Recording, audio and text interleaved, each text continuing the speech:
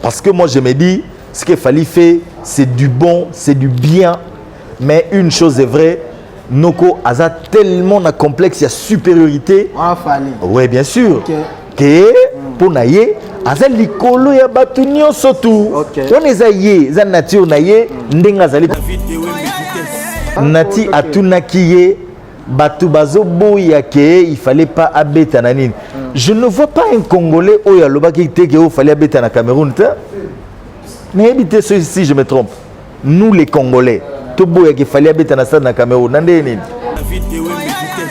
Moi je l'ai dit, ceux qui le lobent, ils n'ont pas dit à un stade wana à Kobe. Mais oui. Oh, Kenini Lokuta. Lokuta. Lokuta. Ah, tu as un carton, ah, banini, abimisa bornaï, ah, et ça là le tour du monde. Voilà la réponse, maman, aux opés, ça fallu, tu sais, non, ceux qui ont deux personnes, on va dire autant à Inosbi. C'est comme Fali les gars na émission, mais à la place, na yemo ga yebi genote, ceux qui n'ont pas nati, na cause à la l'aise, tam so a bersenga, tam so a kajolinga, a préféré qu'elle n'ait kuna. Parce qu'il sait que chez les autres, tant que vous bercé ou vous avez eu l'occasion de faire. Nati a trop fallu et il a masse à fallu à BBC Moussala par rapport à moi. Non, je ne dis pas ça. Je ne dis pas ça. Nati, c'est un ami à moi. C'est quelqu'un que je connais des cohérents. Mais peut-être. Peut-être par rapport à non, non. Non, non. Nazo dorloté. Mais j'ai trouvé seulement une chose que passion naïe na affinité naïe envers Fali et ça la cahier que deux fois à moi perplexe par rapport à la réalité. Mais je te dis Nati à se mettre en place il y a journaliste à se poser la question peut-être encore qu'on répondre mais en réalité so balobi deux personnes ba bêta so bazu quadra koraman ba tcheye place wana mokile go CP là ya degré 0 DP ba yema kiamo to ba kati mizi ba yema pe ya quad ba wema na kinzembo na ba tutu ba yema na stade la liste no che falite non mais fallait mambalo ba keza solo aloba ini marombo ba na solo yona yo ndreke na terre fallait dit mutu nini obo munaika koye ko beta wana o azo mériter mieux que ngai alors biteke mutu nini obo munaika koye ko beta po bata ba robeta na bango belé mais est-ce que azolo ba comparativement na o ya pesi nani ko ko pesa mieux que ye parce qu'il avait estimé que à Kangaki stade à Yembisi stade Yembi à Binisi stade Bini aujourd'hui héritier Watanabe album na top pena donc oui mi ange mi démon et convaincre mon kili wana uteza ya tego il faut tout nao il faut baye bisaote partout kendo kuta mi ange mi démon na ndenge ki mobutu akomi lo babite ngabe na ndenge mobutu bo uswat akoza ape na complexe mode de supériorité ko lo été so na ke pa noko na fula bato ba hotela banini na okepa na été na okeka pa mutu nanga place na kena po yebi ke côté kuna déjà ça dans les bons et ça yende buta olinga mais ngai nde naza boye soki artiste nio surtout ezala ko banda soki nani tina suka so le binanga je veux de l'espace chez toi je le lui donne mais une chose au bato bazo zelana nati eza que un jour à ça la émission moko oyo azo tenir tête na invité na ça dit que invité na cause le bien loko moko boy o eza yangote a recadrer le bité loko yo yangote ngai nati na yebi ke za boy ouais c'est possible que ça la ta classe licencié en sciences sociales politiques et administratives na université de Kinshasa na relation de papa na biso da foutre na classe na koti pe na musala na bandiko sala bani bazinga na musala et puis yo o bandiko pekisanga ote kolobela likambu ya garçon wana te ya mission wana te autant que ça na classe te.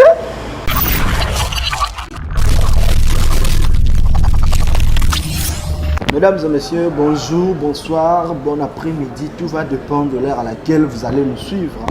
Nous sommes en Angola, précisément dans la ville capitale de Luanda et vous le savez très bien que quand Bébé Nondi sort, et c'est pour faire l'actualité. Et lorsqu'il n'y a pas l'actualité, tout fan sur la palais, on ne parle pas. Il y a un cas derrière l'actualité. Et vous le savez très bien que ça fait déjà presque une semaine, il est avec nous en Angola. Quand on écoute dimanche, le roi de la forêt, il s'appelle Isaac Maï, l'homme à barbe blanche. Un grand poète à presse dans la Kinoa. Et puis, dans la communauté congolaise, Angola, il est mon invité de cet après-midi. Et bébé Nondi, je vous dis encore un grand merci à Bande Réunion, surtout pour soutenir Bisso, pour soutenir le jeune Nondi Mobutu comme vous les aimez. Et voilà, nous sommes avec un grand prêtre Isaac Maï. Un grand prêtre pour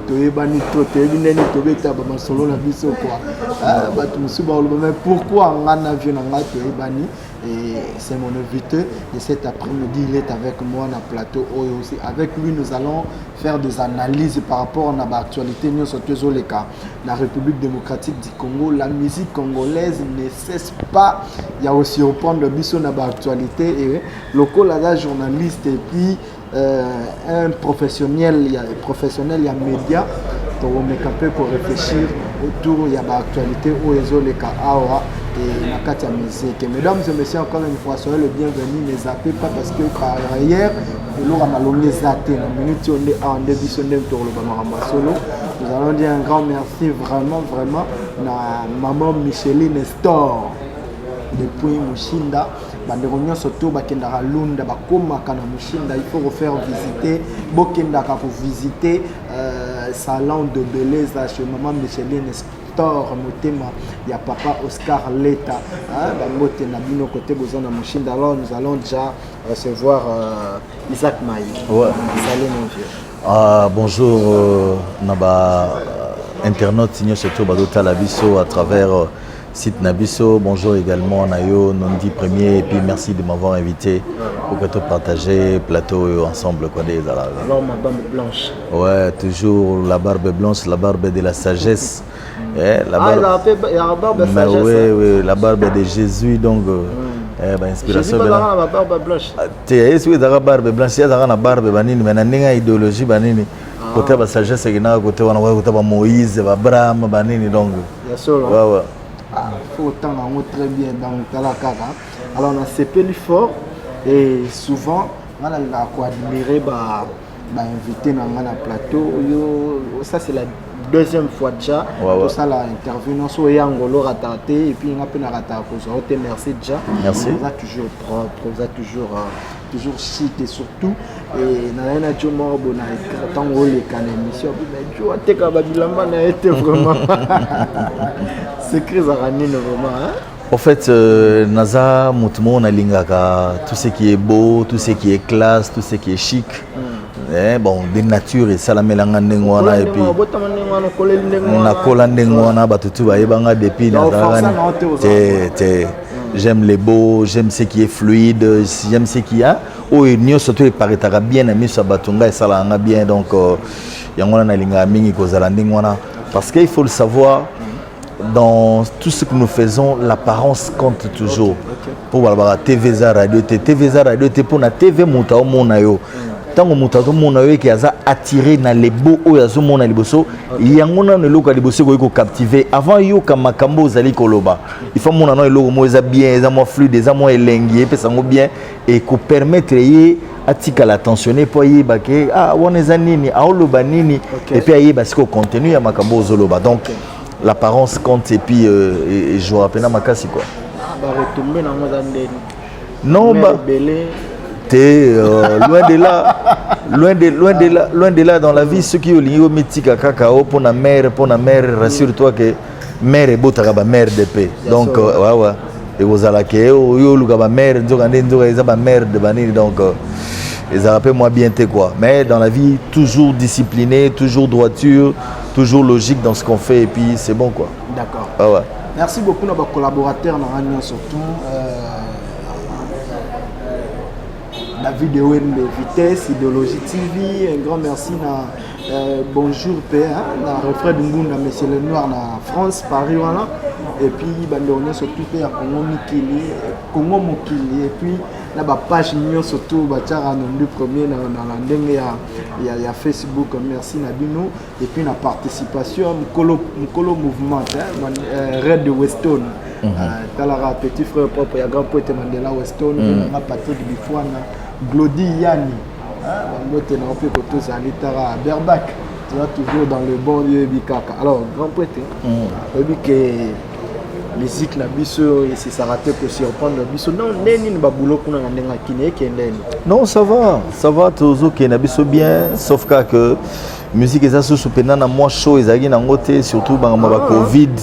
Ouais, ba Covid et celle qui ba restriction comme moi ebelé ba repos ezalaka public moi mingi eza sous penate ba concert comme moi sélectif moi Hermo ezali Hermo Moutao Boulé na obima 22h na ke concert nzongane 22h ndé on concert aussi là donc ba biloko ne surtout sali ke makambo za penza ndenge zaki sous à la hauteur mais je crois que Kalaming était peut-être makambo ko évoluer et puis et ozonga ndenge ozala. Voilà, parlant de Covid biso awa ya makambo lali là dans les longues de ça émission be mambezo vraiment normal dans net filé kutala chansard donc Robert concert net titon et ça li bien makasi et ça li bien batu d'ailleurs ba profiter na yango parce que bazong seli batu baton na bango normal ya ba ambiance beaucoup de gens préfèrent ba ça l'ambiance na Botou plutôt que na Moi parce que na Moi faut que ne musala il faut on a Botou azana moi temps na ye ako se détendre ako kende après wana koti boîte et puis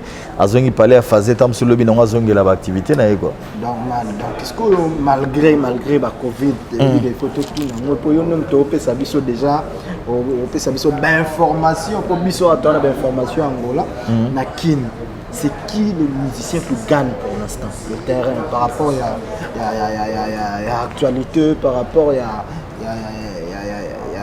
y a suprématie en fait moi j'ai dit toujours dans la musique il y a personne qui gagne ou ezakeo azana suprématie au segenini la musique ezara temporaire eza à dans des si mutu muso ko bimisa album lelo muso bimisi après 2 ans muso bimisi après 3 ans okolo bateke non mutu bimisi album après une année où abimisa ki wana ni muso lekiye parce que non pas du tout ezara pena ndenge wana te za musala o bato ba osala mais mutu na mutu selon programme naye azoka au cadrier qui était voilà ngana obimisa tango boye ngana obeta air boye ngana osala boye donc ça dépend du temps ya mutu na mutu mais s'il faudrait être vrai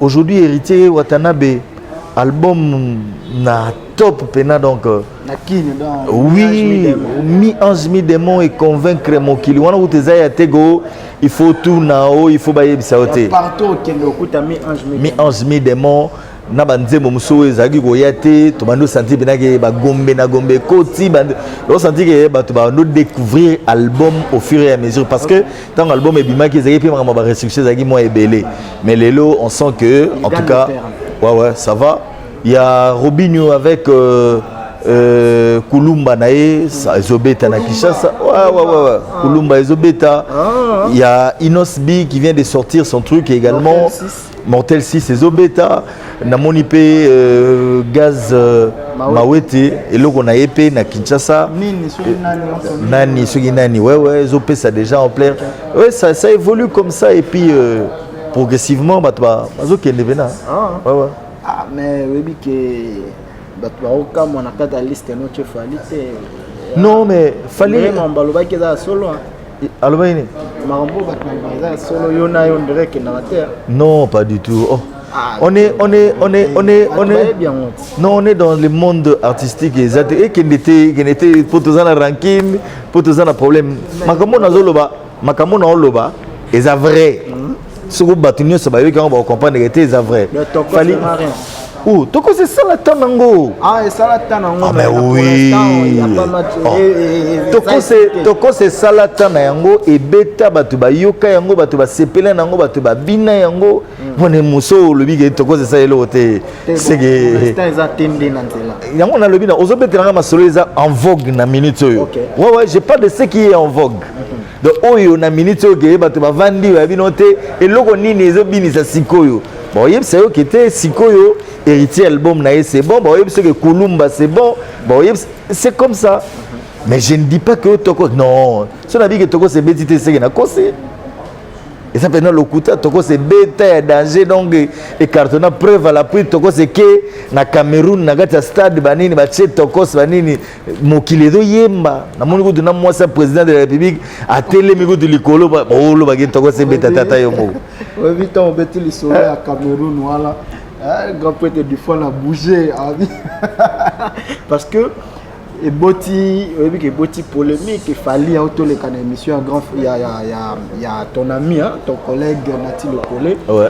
Et en lui posant cette question par rapport à Kan, Nassi Rolandais émission par rapport à la réponse. Et c'est quoi ton analyse par rapport à la réponse il a fallu à part lui, les deux artistes musiciens au Bakoki qui mérité place sur un accueil. En fait, on analyse dans la liboso. Je vais objectivement. Voilà. La question posée par Fali n'est pas appropriée. Par Fali. La question posée, Fali, ou Batunagi Fali, et Zalaki proportionnelle na réponse n'a été. Parce que selon si je me trompe d'analyse dans la. Si tu as analysé Marambou. Nati Atunaki Batu bazo boyake, il fallait pas habiter nanine. Je ne vois pas un Congolais où il y a le bac qui était qu'il fallait habiter en Cameroun. Mais habiter si je me trompe. Nous les Congolais, tout boy qu'il fallait habiter en Cameroun. Ben moi je sais pas, mais j'ai suivi quelques émissions au Ngalatani. Par exemple, l'artiste Moussoussou, disons que depuis ouverture il y a Kaniti le loba c'est pénité. Par exemple, le Mambo les Kaina ouverture. Artiste congolais. Ouais, je l'ai suivi comme ça. Ah bon? On a eu qui a ngoté. Ça je ne sais pas. Ouais. On a l'année plutôt artiste ivoirien et camerounais. Oh bazo boya que pour nanini bazo il fallait que no beta pendant que bango bazana artiste monsieur na mboga na bango oh bakoyi ko beta nde o nga na yokaki. Ke koyoka ba artiste na biso congolais. So congolais boya fallait que beta kuna pour nani. C'est un Congolais, il fait l'honneur, il fait la fierté, il y a musique, il y a mboka na biso, c'est normal que que no beta na ba place ndengwana. Bakane aussi la té. Kan oegoya, ezate fali muta que no beta les sous ba ozara so moto musu tam so oza sénégalais, tam so oza ivoirien, tam so oza ni. Na kan oegoya ka kuna ba ozara pe moto musu tam so oza ka congolais, tam so pa oza ni. C'est pas la fin du monde. To fana non en réponse wana. Ndenga lobaki ndengwana pona yo. Est-ce que ça, c'était pas au-delà de ses épaules? Non, mais il s'est senti Fali. Il a pensé que au-delà de lui, bon, la réponse n'a pas. Il faut tout analyser bien. Nous, on est intellectuels. On peut pas commencer à raisonner comme toutes les autres personnes. Fali dit. Mutunini obomuna ikakoye ko beta wana o azo mérité mieux que ngai. Alors bité que mutunini obomuna ikakoye ko beta. Pour bata ba robeta na bango belé mais est-ce que azo ba comparativement na o ya pesi nani ngwa ko pesa mieux que ye. Parce qu'il avait estimé que à Kangaki stade à Yembisi stade Yembi à Binisi stade Bini. Alors ça on peut par rapport à la connotation na Nelo Fali tam sous na katia monde. Il y a Katia Congo, il se sent peut-être moins supérieur par rapport à Bande Konyo, surtout artiste. Et surtout l'année du père. Et c'est normal, c'est son travail, il ne peut que se sentir supérieur. Il y a Batumsou par rapport aux autres. Confirmant mon père suprématie, il a fallu l'élo dans la musique congolaise. J'ai parlé de la suprématie. Suprématie, ça veut dire que Ozali Kolo, na niveau élève les Kolo. Mais ça ne veut pas dire qu'Azal est le seul au Azali Kolo. Non, pas du tout. Mais l'icolo zaka par rapport. Par rapport. Prenons l'exemple. Non, ezaka par rapport l'icolo ezali. Ezana l'icolo pe ezali. Ezana na niveau ba level. Moi je le dis, ceux qui le bazu inosbi aya na stade wana akobet. Mais oui. Na baneko zele la ngona. Kenini lokuta? Maman ba loba solo hein. Lokuta.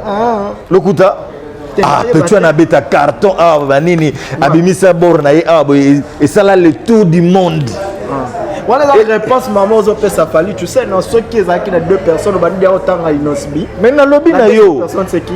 Non mais Nati à se mettre qui na place il y a hier journaliste a posé la question peut-être encore qu'on répondre mais en réalité so ba lobby deux personnes ba bêta. So bazu quadra koraman ba tcheye place wana. mokili ekosepela ya degré 0 nde mpe bayembaki yango to bakati musique baoyemba mpe ya quad baoyemba naki nzembo na bato tu baoyemba na stade bana bayokaka te bapeti bavimba bado nana biso ke stade ndenge ningana na kati ya stade wana ah mais non franchement tika boyego moni ba biloko c'est vrai que même Fally l'a compris ce qui okoti na kati ya expression ya makambo ya musique oyo eza na kati ya stade et consort okoki no koyemba amour bato bayembi mais na suka nango moni eloko apesi eloko epesa makambo makasi pena mingi ntango akoti bo wana voilà yebi soki ekangi pena stade yango olakisaka te les gars oyebi ke naozonga kaka parce que nga na derrière maloba na yo ntango otangi liste wana oyebi ke na liste ya bato baobeta na Congo tie nzoto te nzoto ya Fally oyo lobi ezopesa makambo sikoyo mpo nalandaki DJ Abdul mpo nalandaka bino mwa trop malgré nazalaka na Angola nalandaka bino asali liste alobi na minute oyo na kin atie Héritier Watanabe azobeta atie Fally nzoto et puis atie artiste moko boye nabosani kombo na ye mais apparemment nzoto toza na bakam mibale moto ozo ba DJ Abdul aza moto abeta musique na kati ya boîte moi je suis chroniqueur culturel ok tu comprends j'essaye de voir la température sur la peine là Abdul on a petit na ngai ya palais vas-y na réponse Abdul salut on a petit na ngai ya palais donc ça veut dire que biso na ye comparativement tous ont la même vision te ya makama musique moi je vois la musique en tant que chroniqueur culturel vous comprenez nazota la eloko ni ba apporter na kati eloko ni bakisi eloko ni mais ye pona ye il voit l'ambiance ok parce que dans l'ambiance toko kota na kati boîte ba tchenze momoko musique mabolongo bina net nga chroniqueur culturel na va na TV na tie mabolongo non mais pas du tout musique mes musique appropriée dans le cadre moko boye. OK. Même chez moi à la maison, j'organise une fête. Et pas dans les bêtatins. Je te jure, et pas dans ici je suis là en tant qu'analyste. Nazoloba no et pas dans ngai na ndaku. Et ko bétaté. Nazoloba na yo na lobi te ke na lobi musala na eza ma BTT. Na lobi ke pas dans ngai na ndaku et ko bétaté. Parce que j'ai des enfants à la maison, il faut censurer biloko koko tanakati ndako na ngai. Bien sûr, bien sûr. Nako lingate nzembo pozo ça le succès à tes ma bêtise na yena ona koti ona kati ndako na ngai. Mais non, franchement, tu es où là? Mais lui c'est un artiste, azana indépendance d'esprit, il faut ça la eloko ya zo sepela nango zo sepelisa ye o ya moni ke ko bina. Et puis curieusement, babiloko o ezara net na ba insanité wana bani yango nde ça la succès. Curieusement. Parce que bon nombre de gens paient Moussoussou, ça il faut l'admettre, Balinga paye on les concède, c'est bon, c'est son travail, c'est bon. Naïe pour ma œuvre n'a été une œuvre au artiste mo lobe nanga mutako ko longwate à Sokoli à Lati Bilamba ke na kata studio pour yemba pour ça la ka bêtise moko. D'accord. Vous comprenez? Ça veut dire que ça mutu naïe ça là qui a réfléchi. Ouais, il faut respecter les œuvres d'esprit des gens. Ouais, ça c'est comme ça. D'accord. Si sur la question revenait à Isaac Maï na kata plateau, ouais. Quelle aurait été ta position? Ou l'on répondre Fally directement ou l'on se mettre dans la position il y a Nati Lokole parce que les gens reprochent à Nati d'être trop Fally à la qui si fanatisme ou l'amitié na ba kata émission. Il a été sage de ne pas répondre à la question et de dire au public va répondre parce que aloba ki yango bino mo bwana ndako bo pe sa réponse. Je pouvais le faire ou ne pas le faire. Mais en tant que Isaac Maï, lorsque je vois eloko mo o na moni kete oyo ko zala tenter na moi eloko mo ya réalité te na kogi pe ko recadrer moto na zana na plateau. Pour que le bananga que to bige non na monde eloko boina no salamate. Mais si tu es journaliste et chroniqueur et ko yebi que eloko na salama, tu as aussi le droit de lui dire que tenga na yebi que eloko salama lelo. Basala ba succès ya makasi ya osaranate mudu musa kote malelo o ba succès biso to sala bango basala on a noté yo mona succès trio majesty nako yebisa yo en tant qu'artiste monsieur yo so mona succès trio majesty ba sac ça coule wana ozomona sac ça coule bana ozikisa ba biloko na bandako ya ba mère pena do lamba boy biloko eziki na palais apo alandi ba trio majesty libanda bato mosusu na histoire bayebi yango te mais soki navai na artiste moko bando yebisanga no succès nga na osala bato mosusu kutu non basala yango te eke nga nayebi ke ba trio majesty basala ya ndenge wana je peux le lui dire eza te ko eza na principe moko na vie ou na mosala na biso elobaki no te soki invité na yo atuni yo question okoki korépondre yango te non non dire que tu n'es pas d'accord. Bon, en fait, ça veut dire que tu es d'accord dans Marambo, téléspectateurs ou soit public, que Nati a trop fallu et que la masse a fallu à BBC Moussala par rapport à Marambo. Non, je ne dis pas ça. Je ne dis pas ça. Nati, c'est un ami à moi. C'est quelqu'un que je connais des cohérents. Mais peut-être. Par rapport à non, non. Nazo dorloté. Mais j'ai trouvé seulement une chose que passion naie na affinité naie envers Fally et ça la cahier que deux fois à moi perplexe par rapport à la réalité. Mais je te dis, c'est scientifique, c'est vulgaire, c'est abanga cahier ou athée. Je ne dis pas ça. Donc on le bayango na cadre ya musala. On va du côté scientifique. La relation mususu auto sala na vie et ça la biso que to comme perplexe devant ba inviter auto zana bango. Mais cela ne veut pas dire que Nati a moindre ou à kokokate. Mais une chose au batu bazo zelana Nati, c'est que un jour à sala émission moko oyo azo tenir tête na invité na ça dit que invité na cause a le bien loko moko boy o eza yangote a recadrer à le bité loko yo yangote ngai Nati na yebi keza boy.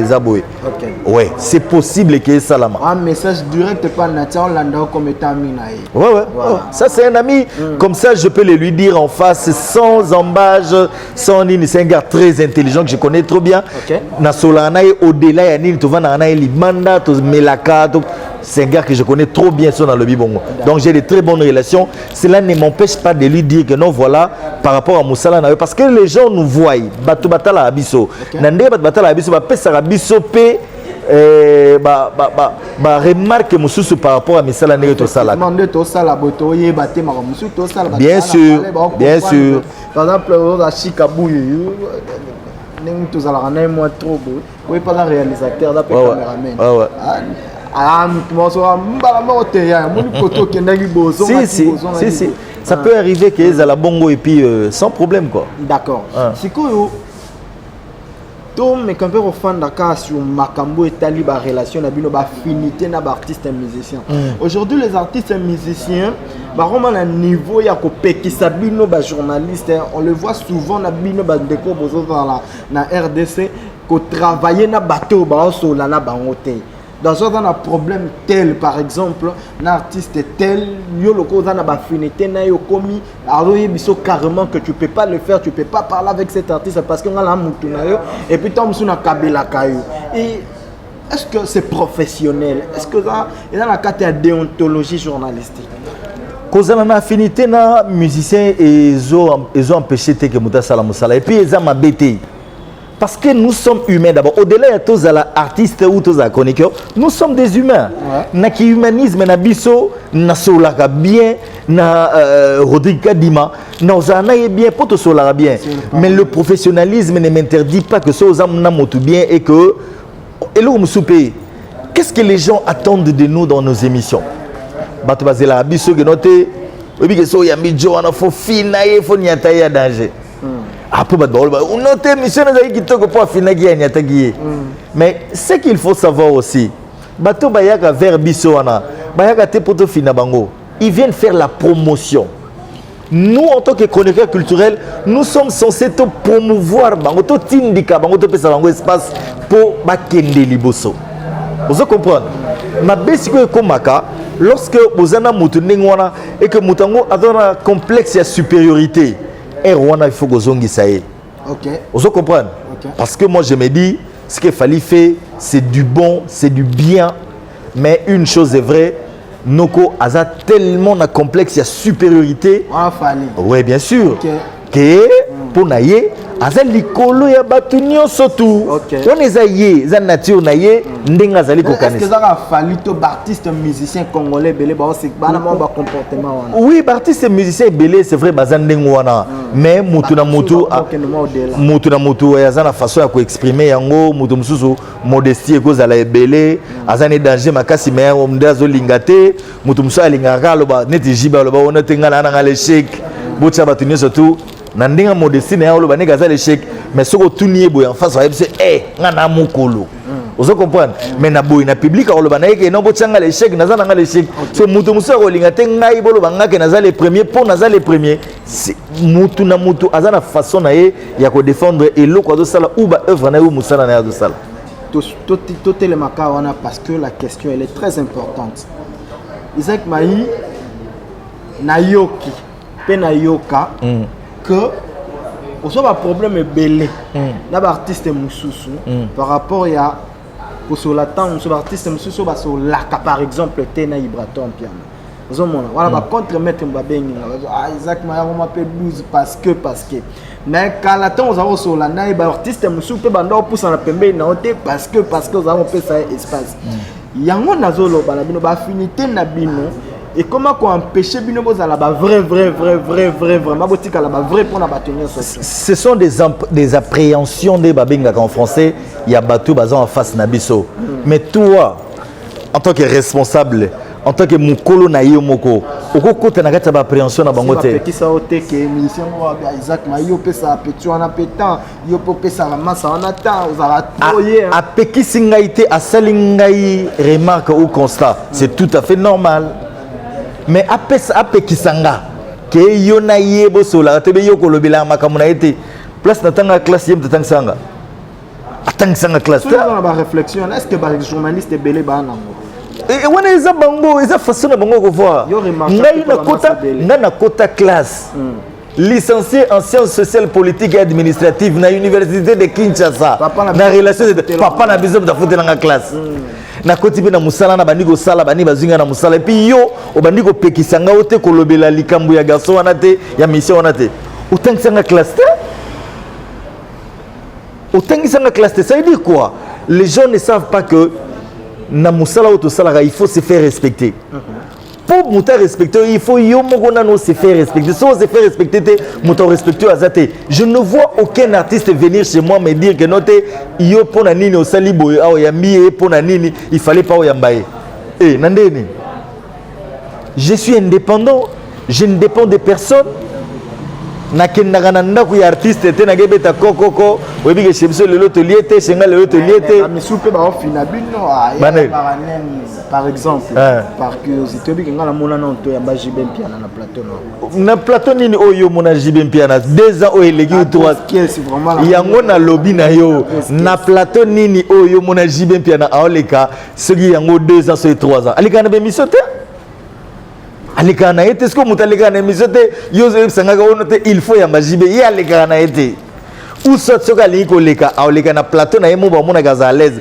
c'est comme fallait alikana na ba émission te mais azana place na yemo ba yebi note soki na kepa nati na kozala à l'aise tamso ko bersenga tamso ko kajolinga a préférer kele na yekuna parce qu'il sait que chez les autres tamso ba berser ete ou ba otikela ye occasion wana te na ndenge ki Mobutu akomi lo babite ngabe na ndenge Mobutu bo uswat akoza ape na complexe mode de supériorité ko lo ete so na kepa noko na fula bato ba otala banini na okepa na ete na okeka pa mutu nanga place na kena po yebi ke côté kuna déjà ça dans les bons et ça yende buta olinga mais ngai nde naza boye soki artiste nyo surtout ezala ko banda soki nani tina suka so lo binanga je veux de l'espace chez toi je le lui donne. Merci beaucoup Isaac Mahi. Toklo na biso ta to nous na biso na suka bina filé na kati mbora boyena concert marambo kende ezalande. Concert eza le 4 ce vendredi déjà. J'ai dit merci beaucoup à Papi Matalatala Matos Oyandi Maïk. Ouais, Sikazali a toi accompagné mouvement. Merci également à Bandeko Bayami Biso Awa dans le Bayango Nano. Mandela Weston, Bayami Biso Namboga na Bango. Grand poète Mandela Weston, président Patrick Difouana. Yé Nicolo to lancé na politique banini po. Honoraire. Yé to la. Na petit ba aya ni soto ba strel andangola ba motu ba. Na ebisio donc notre président Xavier Lopez. Ouais, Dizamboka, éternel Dizamboka Xavier Lopez en tout cas merci également Nayo, merci na Ben Willy les Gabonais en tout cas boza tellement ebele ba Serge Tata Kibokolo, ba Paolo Tudilu sénateur en tout cas boza penza ebele na bosani soute maman Mouilo. OEP, Béatrice Soazo, vraiment. Gaylor Kinzon, c'est le roi sage Mota. Gaylor Kinzon, c'est le roi sage. Tigolo Babou. Pesa Vambote. Ah, Tigolo Babou. Pesa Mbote, Nepsa, Kolukamaramote. Tigolo Babou. Kolukamaramote. Vous insistez pendant la Pesa Mbote. Il a insisté vraiment. Gaylor Kinzon, c'est le roi sage. Bon. Gaylor Kinzon, c'est le roi sage. Na sentir que a insisté pendant donc Gaylor Kinzon, c'est le roi sage. Donc, j'étais disant tout à l'heure que le 4 février, Atlantico, la grande liboula au Saranate, et là, on a CPL, là, on a ton qui va bien noter, mesure de restriction, on a levé en haut, que les gens peuvent aller au-delà de 22h, 23h. Je crois que ça va bien, Batouba ya pena va vivre spectacle. Il y a bien une affiliée à l'Obaki, Ayaki Liboso. Azaki yemo leader lelo aye na artiste et musicien aye oyo bazo émerger pe en tout cas to pesa bango force to zalawana to soutenir musique à Congo et kende liboso lobby na yoki ba Mandela Weston ba loba ke héritier Watanabe Roya tanga Roya pe koto to PCP force banini kande zalaka makambo kende liboso. Donc nous sommes là pour soutenir les artistes et musiciens ba onio surtout ba okanisa ke apport na biso ko zala important na musala o bango basalaka. Nous sommes les bienvenus ouverts na bango. Donc rendez-vous le 4 février ciné Atlantico pour la première fois bin affilé en live na ba artiste na donc tous la tous la ngopena jour na quoi. D'accord. Merci beaucoup. Mesdames et messieurs, ça n'est fini. J'étais avec Isaac Maï, l'homme à barbe blanche. On dirait l'ingité n'a pas sa barbecue kabe ya mbote. Normalement il faut aswat. On dirait l'ingité n'a pas sa prophète blanche mbote, donc on comprend de quoi. Radé Weston. Voilà, prophète blanche et bikaka et puis Glody Iani. Glody. Bah salutations à Oyango anako. Et puis on a confirmé les sources avec force que Mokolo orchestre Oya Sekao Radio Weston. Un grand merci à boss Cédric Teka. Talara Cédric Teka, le patron, on a confirmé. Talara. Et puis, on a surtout l'Arabiso, l'Arabiso, on a la chaîne, on a tout. Tout ça, l'idéologie TV, Niveau TV, tout on a Congo les Noirs, tout on a Congo TV, tout ça, on a tout ça, la force. Et voilà. Et moi, quelques mots, tes aides ce soir. Ouais, moi, quelques mots, tes Bandeko. Vraiment, en tout cas, vous avez Béléo, Bozo Landabiso, à travers la différence Nabiso, le boss Castro Mbimbi, depuis Soyo, na Kadej, vraiment, en tout cas. Na Pesio Bambote Mingi, boss Castro Mbimbi, merci également. Na Bandeko, DJ Procureur également, en tout cas, Zaranabiso Mingi, merci beaucoup à toi, merci vraiment, na Bandeko Mingi, Tozagina Bango, donc, Sikanini, Bozali, na Kanisi Bino, na Pesabino Bambote, na Pesi Jenny Lombo, Bambote Mingi, Abel Maya également, en tout cas, na Kanisi Kope Sayombote, le nouveau président fédéral, merci également à Georges Kikani, triple nationalité, Sikani Nozali.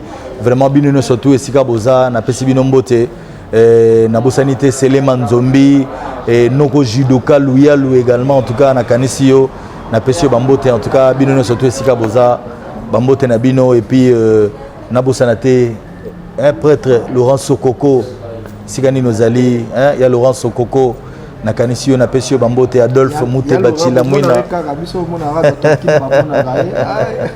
Et puis grand prêtre de la musique, Gezka Dima Kalaming était Boyoka. Ouais, Gezka Dima. Donc tout ça toujours dans les bons. Vraiment. Et tout c'est la Kaka Boyoka. Tout le bateau te Boyoka. Tout prochainement, ciao. Merci beaucoup. Allez.